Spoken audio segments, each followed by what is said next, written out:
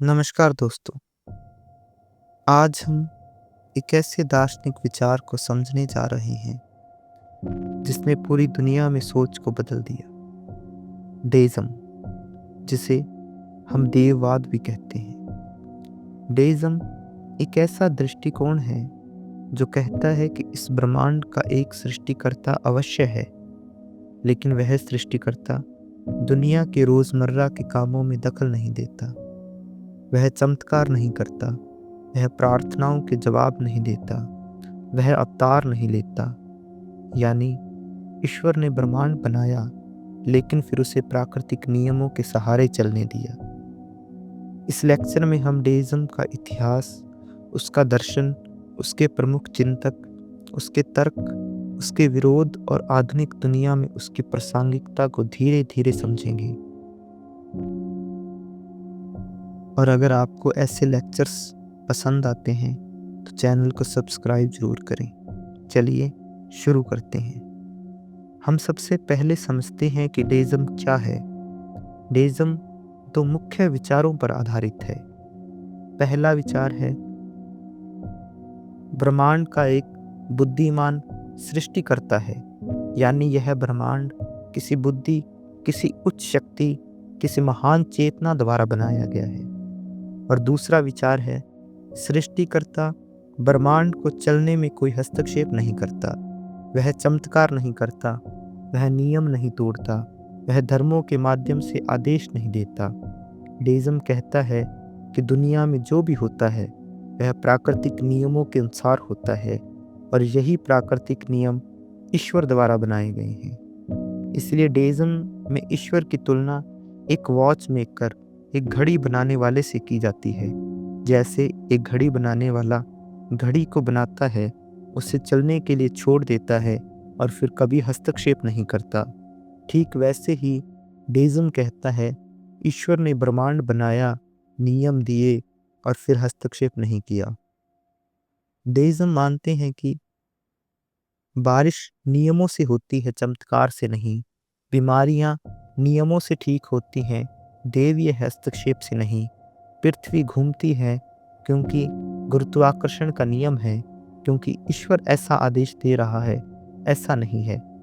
यह एक ऐसा दृष्टिकोण है जहां तर्क और प्रकृति को समझना ही ईश्वर को समझने का माध्यम माना जाता है।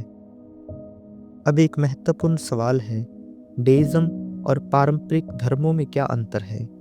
धर्म तीन चीजें मानते हैं। ईश्वर दुनिया में हस्तक्षेप करता है, ईश्वर चमत्कार करता है, ईश्वर ने किताबें भेजी जैसे कुरान, बाइबल, गीता, वेद, उपनिषद आदि। लेकिन डेइज्म कहता है ईश्वर करता तो है, लेकिन हस्तक्षेप नहीं करता। बादलों को फाड़कर संदेश नहीं भेजता, भविष्यवाणी नहीं करता, किसी कौम को दंड या वरदान नहीं देता। चमत्कार वास्तविक नहीं, नियम वास्तविक हैं। यदि समुद्र के बीच रास्ता बन गया तो वह नियमों की गलत व्याख्या होगी, चमत्कार नहीं। सभी धर्म ग्रंथ मनुष्य विनिर्मित हैं। धर्म ग्रंथ इतिहास, संस्कृति और मानव कल्पना का मिश्रण है, ईश्वर के शब्द नहीं। ईश्वर का सही ज्ञान प्रकृति से मिलता है, न कि पुजारियों, मौलवियों या ग्रंथों से। पेड़, नदियां, तारामंडल, अंतरिक्ष, भौतिकी, यही ईश्वर की असली किताबें हैं। डेइज्म को मानने वाले कहते हैं यदि ईश्वर ने सच में किताब भेजी होती तो वह ऐसी होती जिसे सभी पढ़ सकें, जैसे सूरज, जैसे हवा, जैसे प्राकृतिक नियम। क्योंकि प्रकृति सभी के लिए समान है, भाषा से परे है, संस्कृति से मुक्त है। इसीलिए डेइज्म को रीजन बेस्ड स्पिरिचुअलिटी कहा जाता है। डेइज्म को समझने के लिए बस एक वाक्य याद रखिए, ईश्वर ने कानून बनाए, कानून चमत्कार नहीं करते। इसलिए डेइज्म का मूल सिद्धांत है तर्क का उपयोग करो, विज्ञान को समझो, प्रकृति को देखो, स्वतंत्र सोच रखो, किसी धार्मिक डर या चमत्कारी दावों से प्रभावित मत हो। डेइज्म आपके भीतर एक शांत, तर्कशील और गहरी आध्यात्मिकता जगाता है जो अंधविश्वास से मुक्त है।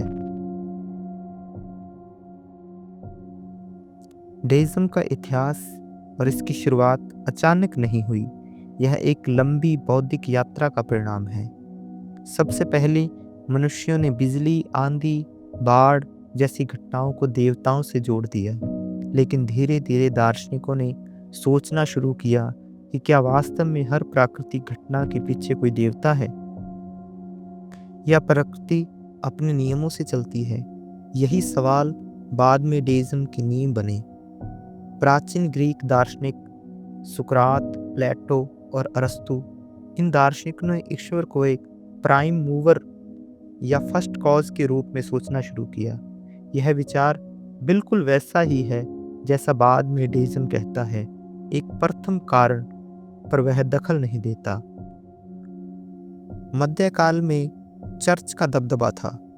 कोई भी सवाल उठाना अपराध माना जाता था। विश्वास से चमत्कार, भगवान के हस्तक्षेप पर ही पूरा ढांचा टिका था।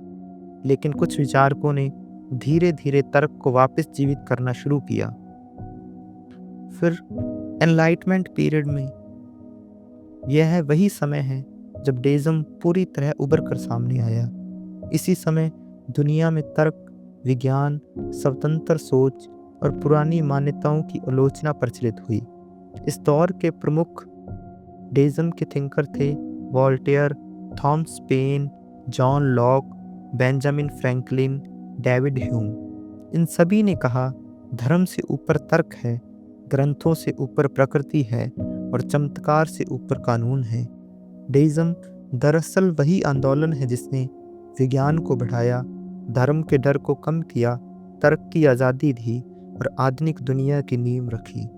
आज हम जैसे सोचते हैं, रीज़न, लॉजिक, साइंस, इन सब पर डेइज्म का बहुत बड़ा प्रभाव है। डेइज्म का विश्वास है कि ईश्वर है पर चमत्कार नहीं करता। ईश्वर ने ब्रह्मांड बनाया, नियम बनाए और फिर हस्तक्षेप बंद कर दिया। उदाहरण के लिए, अगर किसी का एक्सीडेंट हुआ और वह बच गया तो यह चमत्कार नहीं बल्कि परिस्थितियों और प्राकृतिक कारणों का मेल है। डेइज्म कहते हैं, सूरज हमेशा पूर्व से निकलेगा, पानी हमेशा समुद्र की ओर बहेगा, गुरुत्वाकर्षण हमेशा काम करेगा, क्योंकि यह सब ईश्वर द्वारा बनाए गए नियम हैं और ईश्वर अपने ही नियम नहीं तोड़ता।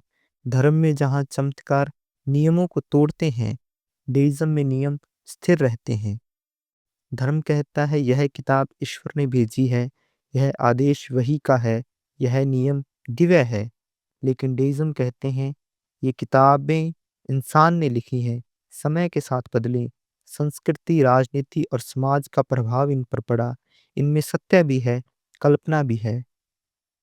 ईश्वर का सच्चा संदेश प्रकृति में छिपा है, किताबों में नहीं। डेइज्म मानते हैं कि तर्क ही ईश्वर को समझने का सही तरीका है। अंधविश्वास खतरनाक है, ब्लाइंड फेथ बिल्कुल गलत है, लेकिन तर्क ही सत्य का रास्ता है। वे कहते हैं, अगर ईश्वर ने हमें दिमाग दिया है तो शायद यही सबसे बड़ा प्रमाण है कि वह चाहता है कि हम सोचें, अंधविश्वास ना करें। डेइज्म वाले मानते हैं कि नैतिकता, इंसानियत, सहानुभूति विवेक से आती है, न कि किसी किताब के आदेश से। अगर हत्या गलत है तो इसलिए नहीं कि किसी धर्म ने मना किया है, बल्कि इसीलिए कि यह मनुष्य के विवेक के खिलाफ है। डेइज्म का सबसे बड़ा तर्क है डिजाइन आर्ग्यूमेंट, यानी ब्रह्मांड की संरचना ही ईश्वर का प्रमाण है। वे कहते हैं, ब्रह्मांड इतना सुव्यवस्थित है कि इसे संयोग से नहीं बनाया जा सकता। पृथ्वी की दूरी, सूर्य की गर्मी, पानी के गुण, मानव शरीर, डीएनए, ग्रहों की गति, सब एक डिजाइन की ओर संकेत करते हैं। जाहिर है कि इस डिजाइन के पीछे एक डिजाइनर भी है, इसे हम ईश्वर कहते हैं। लेकिन ईश्वर यहाँ केवल डिजाइनर है, मैनेजर नहीं। वह सिस्टम बनाकर हट गया है। अब हम डेइज्म के सबसे प्रसिद्ध विचार पर आते हैं। इसे कहते हैं द वॉच मेकर मॉडल, यानी घड़ी साज मॉडल। डेइज्म यह कहता है कि इस ब्रह्मांड का ईश्वर एक घड़ी बनाने वाले कारीगर जैसा है। इस मॉडल के 3 भागों में समझते हैं। घड़ी बनाने वाला घड़ी बनाता है, वह सारे पुर्जे जोड़ता है, एक डिजाइन तैयार करता है, पूरी सटीकता के साथ सिस्टम तैयार करता है। इसी तरह डेइज्म कहता है ईश्वर ने समय, स्थान, पदार्थ, ऊर्जा और प्रकृति के नियम सब बनाए। दूसरा है घड़ी को चाबी देकर चलने देता है। घड़ी एक बार चलने लगे तो अब उसे रोज छूने की जरूरत नहीं होती। उसी तरह ईश्वर ने ब्रह्मांड को इनिशियली पुश दिया, बिग बैंग हुआ, कानून स्थापित हुए और फिर ब्रह्मांड अपने आप चलने लगा। तीसरा है घड़ी साज फिर बीच में हस्तक्षेप नहीं करता। वह चाबी बार बार नहीं देता, वह सुइयां हाथ से आगे नहीं बढ़ाता। और यही विचार डेइज्म का केंद्र है। ईश्वर हस्तक्षेप नहीं करता, इसीलिए चमत्कार नहीं, प्रार्थनाओं का प्रत्युत्तर नहीं, दैवीय दखल नहीं, सब कुछ प्रकृति के नियमों के अनुसार चलता है। यह मॉडल दुनिया भर के लाखों लोगों को बहुत तार्किक लगता है, क्योंकि यह स्पिरिचुअलिटी को साइंस से जोड़ देता है, बिना किसी अंधविश्वास के। अब एक बेहद महत्वपूर्ण प्रश्न, क्या डेइज्म विज्ञान विरोधी है या विज्ञान का समर्थन करता है? इसका उत्तर है डेइज्म पूरी तरह विज्ञान अनुकूल है। विज्ञान प्रकृति का अध्ययन है और प्रकृति ही ईश्वर की बनाई हुई किताब है। तो हम साइंस पढ़ते हैं, हम असल में ईश्वर के नियम पढ़ रहे होते हैं। कानून हमेशा स्थिर रहते हैं। अगर ईश्वर ने स्वतंत्र नियम बनाए हैं तो विज्ञान उन्हीं नियमों को समझने का प्रयास है। Gravity, thermodynamic, evolution, quantum machines, relativity, ये सब ईश्वर के सिस्टम को समझने के तरीके हैं। विज्ञान और चमत्कार एक साथ नहीं चल सकते। धर्म कहता है चमत्कार होते हैं, नियम टूटते हैं, दैवीय हस्तक्षेप होता है। डेइज्म कहता है नियम टूटते नहीं, सिर्फ हम गलत समझ लेते हैं। चमत्कारों को पोएटिक मेटाफर मानते हैं, साइंटिफिक रियलिटी नहीं। डेइज्म का ईश्वर वैज्ञानिक है, उसे ब्रह्मांड को अत्यंत गणितीय, सटीक और संतुलित तरीके से बनाया। न्यूटन, आइंस्टाइन, फैराडे, मैक्सवेल, बहुत से वैज्ञानिक डेइज्म के विचारों के करीब थे। उन्होंने माना ब्रह्मांड में ऑर्डर है, इसलिए इसका क्रिएटर भी रैशनल होगा। यह सवाल अक्सर पूछा जाता है, अगर डेइज्म में ईश्वर दखल नहीं देता तो इसमें और एथिस्ट में क्या फ़र्क है? फ़र्क बहुत साफ है। एथिस्ट मानते हैं ब्रह्मांड सेल्फ जनरेटेड है, कोई क्रिएटर नहीं, कोई अल्टीमेट इंटेलिजेंस नहीं। लेकिन डेइज्म कहता है इतना जटिल डिज़ाइन सिर्फ संयोग से नहीं आया, इसके पीछे एक सुपर इंटेलिजेंट सोर्स या किसी क्रिएटर का हाथ है। एथिज्म कोई पर्पस नहीं है, ब्रह्मांड बेमकसद है। लेकिन डेइज्म कहता है पर्पस है, लेकिन वह धर्मों द्वारा बताया नहीं गया, वह प्रकृति में छिपा है। एथिज्म पूरी तरह मेटलिस्टिक है, जबकि डेइज्म चेतना, नैतिकता, सौंदर्य, ये सिर्फ केमिकल नहीं बल्कि एक गहरी व्यवस्था का हिस्सा है। एथिज्म कोई आध्यात्मिकता नहीं देता, जबकि डेइज्म ब्रह्मांड एक संरचना है, उसमें आश्चर्य है, उसमें डिवाइनिटी है, उसमें एक कॉस्मिक माइंड की झलक है। डेइज्म स्पिरिचुअलिटी का वह रूप है जिसमें ब्लाइंड फेथ नहीं है। डेइज्म की सबसे खूबसूरत बात यह है कि यह नैतिकता को धर्म से अलग करता है। धर्म कहता है यह करो, यह मत करो, नहीं मानोगे तो दंड मिलेगा, यह आज्ञा ईश्वर की है। लेकिन डेइज्म नैतिकता मनुष्य की है, विवेक की है, हमदर्दी की है, अंदर की आवाज़ की है। नैतिकता डर से नहीं आती, नरक के डर से किया गया भला कार्य भला नहीं, सिर्फ डर है। डेइज्म के अनुसार अगर भलाई करनी है तो इसलिए करो क्योंकि वह सही है, न कि इसलिए कि ईश्वर ने कहा है। इंसान में एक नैसर्गिक नैतिक चेतना होती है, इसे कहते हैं conscience, inner voice, moral sense. यह किसी धर्म से नहीं आती, यह मानवता से आती है। हर इंसान नैतिकता को अपने विवेक से समझ सकता है। डेइटिस्ट मानते हैं चोरी गलत है, हत्या गलत है, झूठ गलत है, क्योंकि यह मानव व्यवहार के फंडामेंटल नियमों के खिलाफ है, धर्म की वजह से नहीं बल्कि मनुष्य की रीज़न की वजह से। अब हम डेइज्म के एक बहुत ही दिलचस्प और अक्सर गलत समझे जाने वाले हिस्से पर बात करते हैं, और वो है प्रार्थना यानी प्रेयर्स। धर्मों में प्रार्थना का अर्थ है ईश्वर से सीधे संवाद करना, अपनी इच्छाएं रखना और उम्मीद करना कि ईश्वर उन्हें पूरा करेगा। लेकिन डेइज्म में प्रार्थना बिल्कुल अलग है। डेइज्म कहता है ईश्वर नियम नहीं तोड़ता, इसलिए परीक्षा में अच्छे नंबर दिलवा दो, बीमार को ठीक कर दो, बारिश रुकवा दो, नौकरी दिलवा दो। ये सभी व्यक्तिगत इच्छाओं पर आधारित प्रार्थनाएं हैं। डेइज्म में ये अर्थहीन मानी गई हैं, क्योंकि यदि ईश्वर प्राकृतिक नियम बदलने लगे तो पूरा ब्रह्मांड अव्यवस्थित हो जाएगा। डेइज्म में प्रार्थना आत्मचिंतन है, एक सेल्फ रिफ्लेक्शन है। प्रार्थना बाहरी ईश्वर से बात नहीं, बल्कि खुद से बात है। डेइज्म में प्रार्थना का अर्थ है अपने विचारों को स्पष्ट करना, मन को शांत करना, बेहतर निर्णय लेना, नैतिक रूप से मजबूत होना, अपनी भावनाओं को समझना। यह मेडिटेशन जैसा होता है, किसी अदृश्य देवता से वार्तालाप जैसा नहीं। डेइज्म कहता है अगर समाधान चाहिए तो खुद को बदलो। डेइज्म की एक प्रसिद्ध पंक्ति है कि God help those who help themselves, यानी सफलता मेहनत से आती है, स्वास्थ्य आदतों से आता है, शांति समझ से आती है, बुद्धिमत्ता अनुभव से आती है। ईश्वर किसी चमत्कार से यह नहीं देता। डेस्ट प्रार्थना एक नैतिक अभ्यास है। प्रार्थना 3 उद्देश्यों से की जाती है। पहला है आत्म जागरूकता यानी सेल्फ अवेयरनेस, दूसरा है आत्म नियंत्रण यानी सेल्फ कंट्रोल, और तीसरा है आत्म विकास यानी सेल्फ इम्प्रूवमेंट। यह अंदर की आवाज़ को सुनने का अभ्यास है, न कि आकाश से उतरने वाले उत्तरों की प्रतीक्षा। अब एक महत्वपूर्ण प्रश्न, डेइज्म का ईश्वर कैसा है? धर्मों के ईश्वर का चित्र अक्सर भावनात्मक होता है। वह खुश भी हो सकता है, नाराज भी, दंड भी दे सकता है, माफ भी कर सकता है। लेकिन डेइज्म का ईश्वर इनसे बिल्कुल अलग है। डेइज्म का ईश्वर इनफाइनाइट इंटेलिजेंस है। वह भावना रहित नहीं, बल्कि पक्षपात रहित है, नियम आधारित है, तर्क सम्मत है।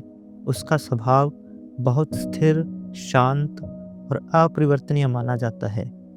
डेइज्म का ईश्वर सबसे बड़ा वैज्ञानिक माना जाता है, क्योंकि उसने ब्रह्मांड को गणितीय सटीकता से बनाया।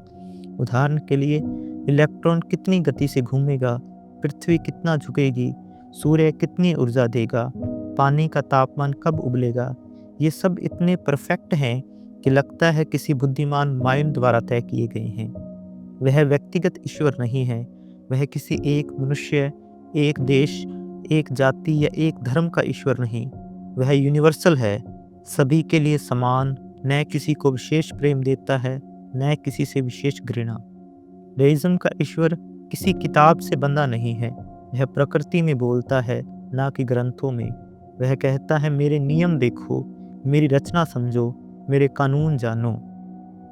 यही ईश्वर की सच्ची भाषा है, प्रकृति। डेइज्म का ईश्वर शांत है, स्थिर है और व्यवस्थित है। वह गुस्सा नहीं करता, वह दंड नहीं देता, वह धार्मिक युद्धों में हिस्सा नहीं लेता। वह बस निर्माता है, और निर्माता का काम निर्माण है, न कि हस्तक्षेप। डेइज्म का सबसे बड़ा संघर्ष हमेशा धर्मों से रहा है, क्योंकि डेइज्म 3 बड़ी बातों को चुनौती देता है धार्मिक अधिकार, रिलीजियस अथॉरिटी।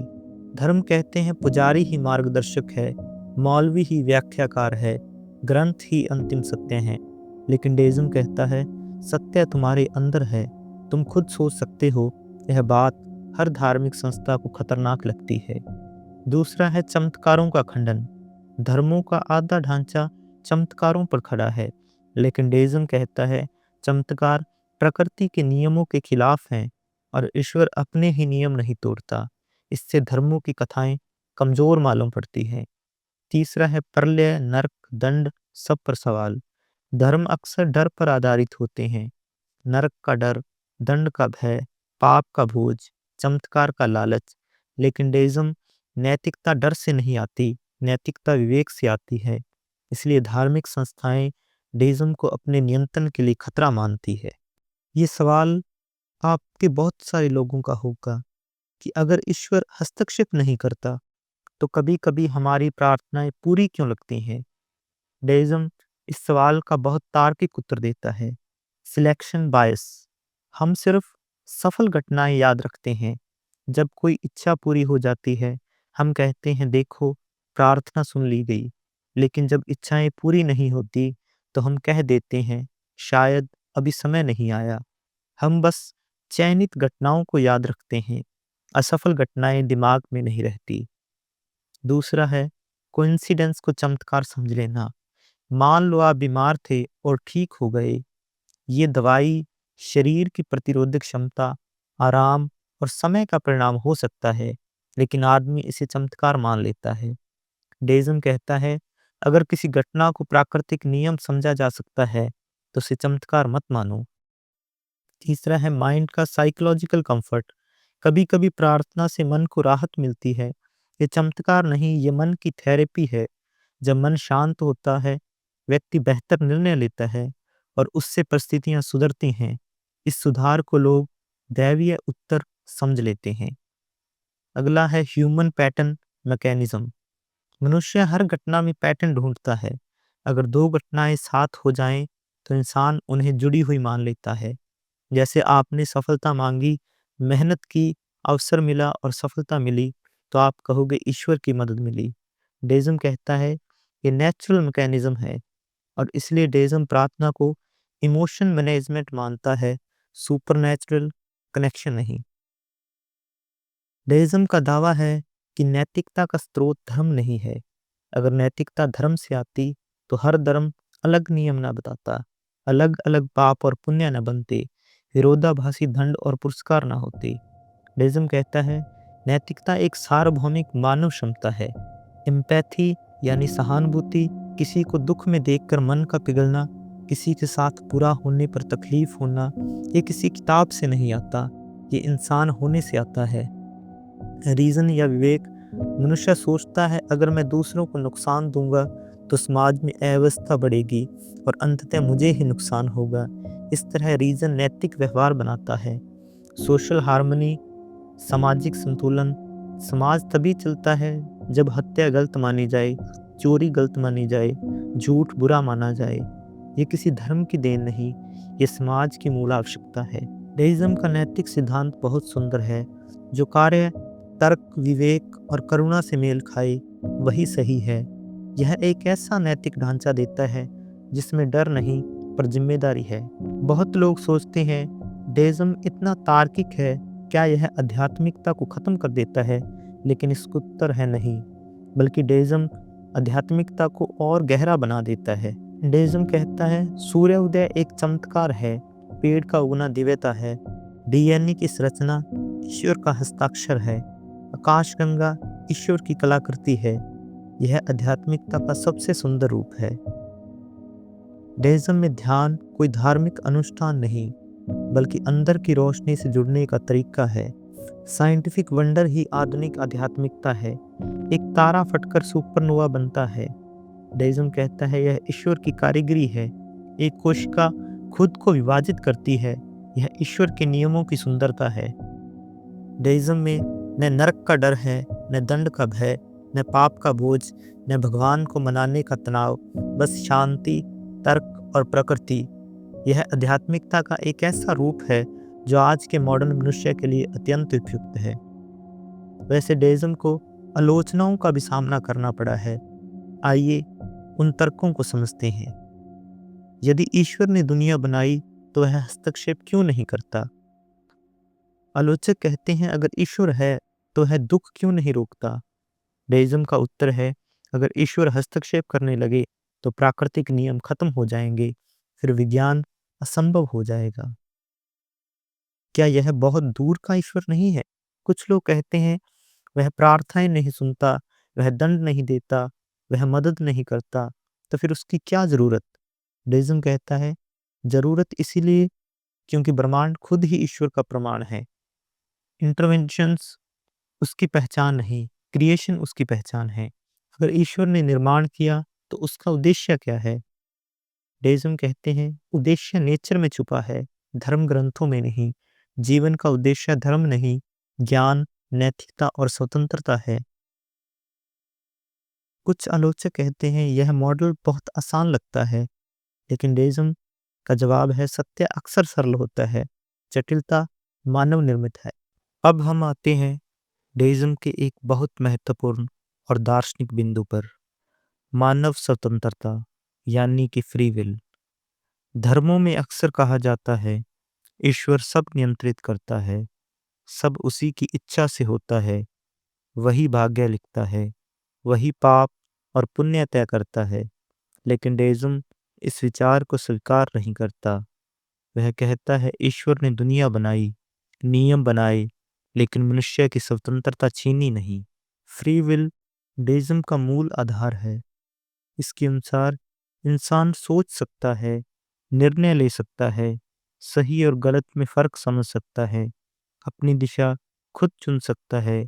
अगर ईश्वर हर पल नियति बदल देता तो स्वतंत्रता का कोई अर्थ ही नहीं बचता।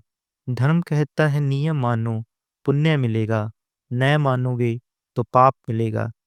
डेइज्म कहता है कोई पाप या पुण्य आकाश से नहीं उतरता, यह सब मानव विवेक से तय होता है। अगर आपका कार्य समाज के लिए बेहतर है, विवेकपूर्ण है, करुणा से प्रेरित है, तो वह नैतिक है। और अगर आपका कार्य किसी को नुकसान पहुंचाता है, भय, लालच और अहंकार से आता है, तो वह अनैतिक है। स्वतंत्रता के साथ जिम्मेदारी भी आती है। डेइज्म में कोई नर्क नहीं, कोई दैवीय दंड नहीं, कोई धार्मिक कर्मकांड नहीं, लेकिन एक चीज जरूर है, जिम्मेदारी। क्योंकि स्वतंत्रता तभी पूर्ण है जब हम उसके परिणाम स्वीकार करने के लिए तैयार हों। फ्री विल, रीजन और नेचर का एक त्रिकोण है। पूरी नैतिकता इन्हीं तीन स्तंभों पर टिकी है, स्वतंत्रता, विवेक और प्रकृति। अगर आपका निर्णय इन तीनों से मेल खाता है तो वह हमेशा सही दिशा दिखाता है। अब सुनने में सबसे रोचक विषय, मृत्यु के बाद क्या होता है। धर्मों में स्वर्ग, नरक, स्वर्गदूत, दैत्य, दंड, पुरस्कार जैसे कई आध्यात्मिक कथाएं मिलती हैं, लेकिन डेइज्म का दृष्टिकोण अलग है। डेइज्म कहता है आत्मा एक रहस्य है। सुनिश्चित दावे नहीं करते, वे कहते हैं आत्मा क्या है, चेतना कहाँ जाती है, मृत्यु बाद क्या होता है। इन प्रश्नों का अभी विज्ञान में पूर्ण उत्तर नहीं, लेकिन डेइस्ट ये भी मानते हैं कि चेतना सिर्फ दिमाग नहीं, उसके भीतर एक गहराई है जो अनएक्सप्लेन्ड है। डेइज्म कहता है कोई स्वर्ग नरक नहीं, कोई ईश्वर की तरफ से रिवार्ड पनिशमेंट नहीं, क्योंकि ईश्वर पहले से ही हस्तक्षेप नहीं करता। डेइज्म का आफ्टर लाइफ न्यूट्रल है, लेकिन डेइज्म मृत्यु को समाप्ति नहीं मानती। वे मानते हैं ब्रह्मांड में ऊर्जा नष्ट नहीं होती, चेतना का स्रोत भी ऊर्जा जैसा है, इसलिए चेतना किसी न किसी रूप में अस्तित्व बनाए रख सकती है। लेकिन यह दावा धार्मिक ग्रंथों जैसा निश्चित नहीं होता। डेइज्म इस विषय पर खुले दिमाग से सोचने को कहते हैं। वे मानते हैं मृत्यु परिवर्तन है, रूपांतरण है, एक अवस्था से दूसरी अवस्था में, लेकिन कोई दैवी दंड या पुरस्कार नहीं, क्योंकि नैतिकता धर्म का विषय नहीं, मनुष्य का विषय है। अब एक बड़ा और आधुनिक प्रश्न, डेइज्म मानव प्रगति को कैसे देखता है। डेइज्म कहता है ईश्वर दखल नहीं देता तो दुनिया को बेहतर बनाना मनुष्य का काम है। इसलिए विज्ञान, चिकित्सा, शिक्षा, कला, नैतिकता, समाज सब मनुष्य की जिम्मेदारी है। डेइज्म में प्रो साइंस सोच स्वाभाविक है, क्योंकि विज्ञान हमें ईश्वर के नियम समझाता है। बीमारी दवा से ठीक होती है, बारिश बादलों से बनती है, बिजली बादलों के घर्षण से, सागर धाराओं से चलते हैं। यह सब जानना आध्यात्मिक ज्ञान माना जाता है। डेइज्म कहते हैं मनुष्य का लक्ष्य समझना है। धर्मों में लक्ष्य होता है पूजा, भक्ति, आज्ञा पालना, लेकिन डेइज्म में लक्ष्य है समझ, खोज, सीख, विकास, ज्ञान। मानवता की प्रगति ही असली भक्ति है। डेइज्म में भक्ति का अर्थ प्रकृति का सम्मान, ज्ञान की खोज, मानवता की सेवा, तर्क का उपयोग, न्याय और नैतिकता है। यह कर्मकांड नहीं, बल्कि मानवता आधारित भक्ति है।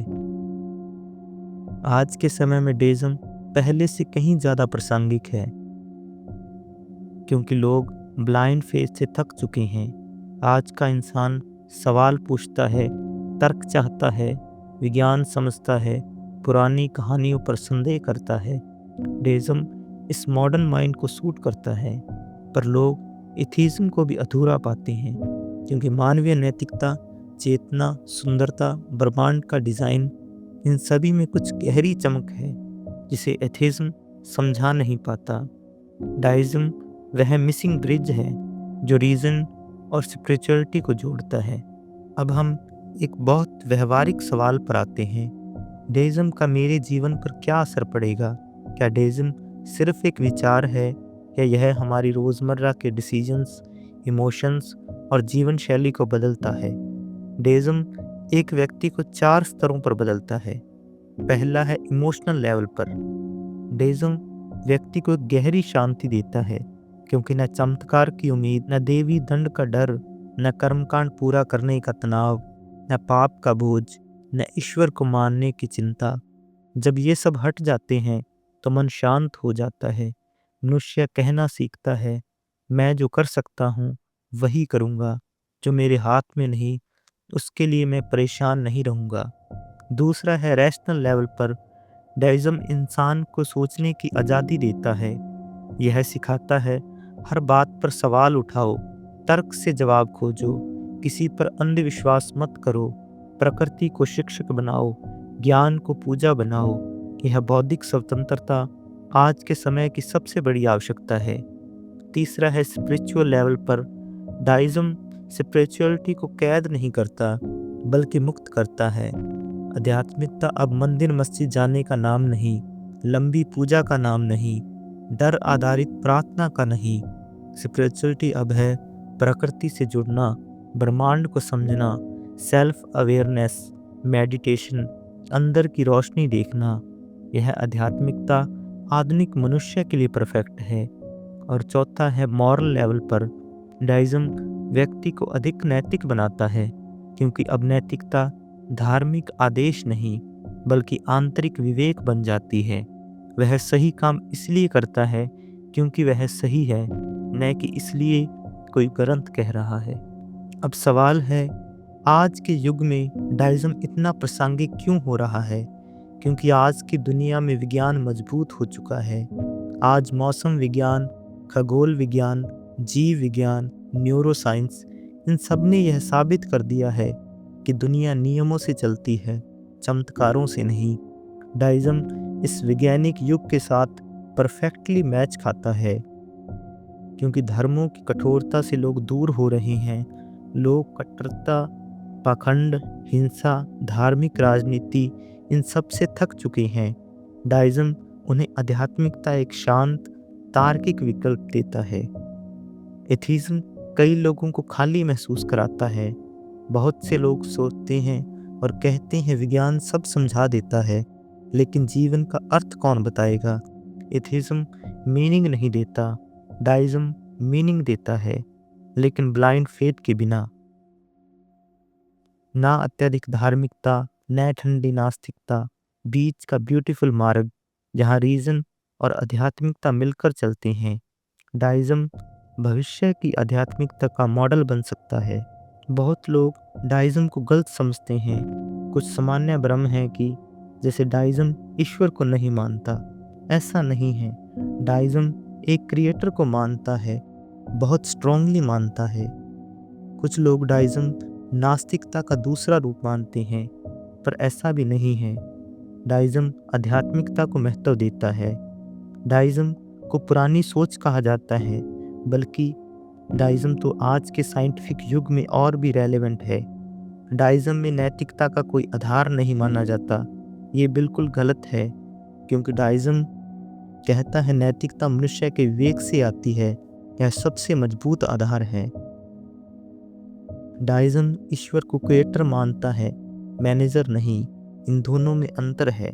धर्म को भावुक तरीके से नहीं, तार्किक तरीके से समझना। कहानियों को लिटरल मत लो, उनमें जो प्रतीकात्मक बातें हैं उन्हें समझो। प्रकृति का अवलोकन करो, सूर्य उदय, तारों का फैलाव, हवा का बहना, जीवन का बढ़ना, समुद्र का चलना, इन सब में ईश्वर के नियम छिपे हैं। रीजन को सर्वोच्च गुरु बनाओ। हर विचार से पूछो, क्या यह तर्क संगत है? अगर उत्तर हाँ है, तभी उसे स्वीकार करो। डेइज्म एक ऐसा दर्शन है जो कहता है ब्रह्मांड एक रचना है, रचना का एक रचयिता है, लेकिन रचयिता नियम देता है, दखल नहीं देता। प्रकृति ही ईश्वर का ग्रंथ है, तर्क ईश्वर का दिया हुआ प्रकाश है। नैतिकता मनुष्य की अंतरात्मा में जन्म लेती है। मानव स्वतंत्र है और मानव जिम्मेदार भी है। डाइज्म विज्ञान का सम्मान करता है, स्पिरिचुअलिटी को गहरा बनाता है, व्यक्ति को स्वतंत्र करता है, जीवन को अर्थ देता है, डर को हटाता है और समझ को बढ़ाता है। यह एक ऐसी आध्यात्मिकता है जिसमें मंदिर मस्जिद नहीं, बल्कि प्रकृति और तर्क ईश्वर की भाषा बनते हैं। यह एक ऐसी सोच है जो आधुनिक दुनिया के लिए सबसे उपयुक्त है। और अंत में डाइज्म हमें यह कहता है, ज्ञान को अपनाओ, प्रकृति को समझो, स्वतंत्र होकर सोचो और मानवता को बेहतर बनाओ। यही डाइज्म का सच्चा सार है।